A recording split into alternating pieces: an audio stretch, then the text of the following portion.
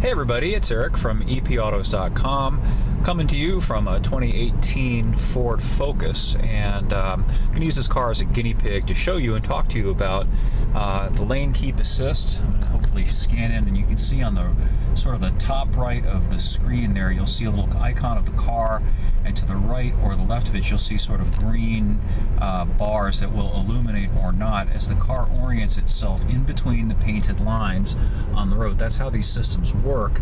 And then what happens when the car senses that you're getting too near, for example, the yellow painted line, the steering will have feedback and actually try to steer you back in the opposite direction.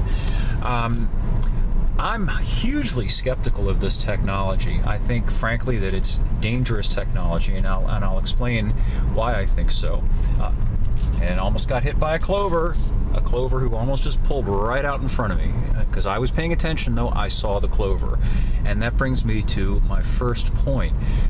Lane keep assist. I don't think it's asking too much to expect people who are in control of an automobile to pay attention to keeping their car in the lane and to not be reliant upon technology to assist them in keeping the car in its lane. Seems to me that it's a pretty elementary task to look down the road, notice the yellow line to your left, notice the other line to your right, and keep the car in its appropriate traffic lane. The problem is that we've got this mentality of dumbing down everything to accommodate distracted adult drivers. People are on their devices, they're pecking at the screens in the cars. All the cars now come with touch screens. They're pecking at day cell phones and all this other stuff. And of course, while they're doing that, they are wandering out of their lane. So the idea is, apparently, rather than expect drivers to be responsible for controlling the car and then holding them accountable when they wander out of the lane and cause an accident, instead, let's just band-aid the car with elaborate, expensive technology. Lane keep assist. So, the car will steer, or at least partially steer. Now, the other aspect of that is that when the car partially steers, it encourages more distracted adult driving, because after all, the car will help you, it will assist you, it will keep you in the lane, and that's why I think it's dangerous. And there's another aspect to it, and this is the second reason why I'm opposed to this technology. The feedback, the feeling of the steering wheel counter-steering to you is kind of unnerving. And it will happen when you don't signal.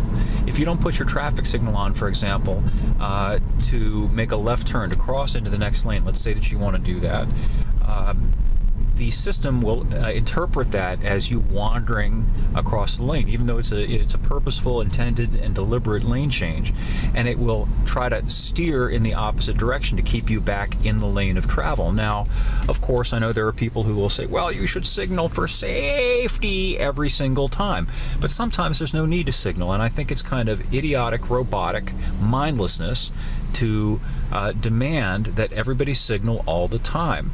I live in a fairly rural area. Right now I'm in the city, but when I get up to where I live, it's often the case that I'm the only car on the road. And when I'm about to turn off onto the road that leads to my house, it's moronic to signal when it's abundantly clear I'm the only car on the road. There's nobody coming ahead of me to the side or from any other direction. And to have to signal in order to make sure that the lane keep assist doesn't try to fight my lane change, it's symptomatic of this peremptory, obnoxious, intrusive technology that's just crept over us like kudzu. I personally find it really annoying. But then again, I'm not a millennial soy boy, and that may account for it. I'm a Gen X kind of guy, and I grew up and learned to drive, and actually learned how to drive before there were all these assist features.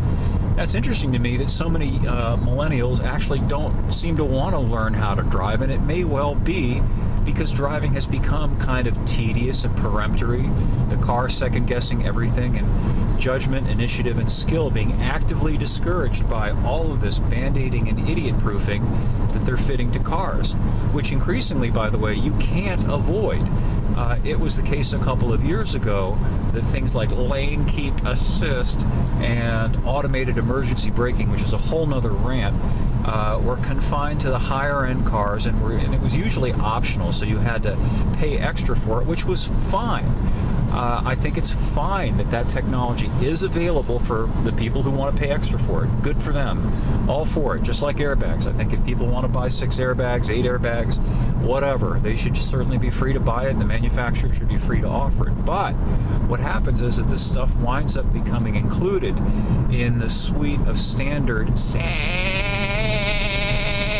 equipment.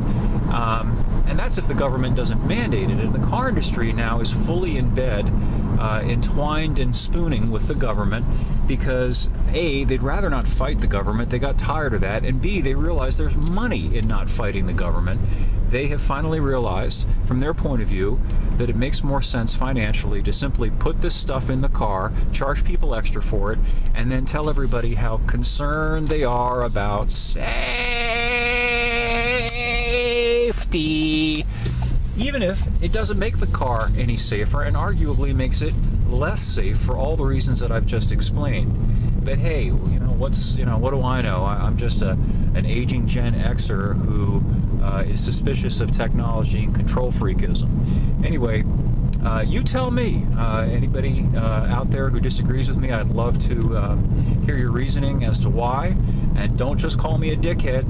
Tell me why you think I'm wrong. Use facts, logic, and reason, not personal attacks. Don't make fun of my haircut or any other thing. Let's just see if you can debate me on the facts. Anyway, more up at epautos.com, the web's best and only libertarian gearhead site. Thanks for viewing. We'll catch up with you again soon.